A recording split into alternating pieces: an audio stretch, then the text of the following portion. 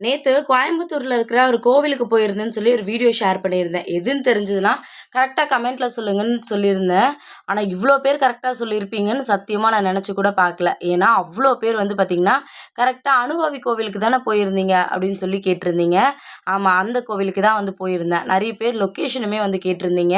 எனக்கு கரெக்ட்டான address and location வந்து தெரியல. பட் Googleல செக் பண்ணோம் அப்படின்னா, கரெக்ட்டான லொகேஷன் வந்து வருது. முருகர் கோவிலுக்கு போயிருந்தேன். இந்த கோவிலோட ஸ்பெஷாலிட்டி என்ன அப்படின்னு பார்த்தீங்கன்னா, அனுமன் வந்து லக்ஷ்மணன காப்பாத்துறதுக்காக சிரஞ்சீவி மலைய சுமந்துட்டு வரும்போது, அவருக்கு திடீர்னு தாகம் வந்து எடுத்துச்சாம். அப்போ மனசார கடவுள்கிட்ட வேண்டும்போது, பொதிகை மலையில இருந்த முருகர் வந்து தன்னோட வேல ஊன்றி அவருக்கு வந்து பார்த்தீங்கன்னா, தண்ணி குடுத்து அவரோட தாகத்த வந்து தணிச்சாங்களாம். அதனால தான் அந்த ஊருக்கு அனுபாவின்னு பேர் வந்துச்சு அப்படின்னு சொல்லி சொல்றாங்க.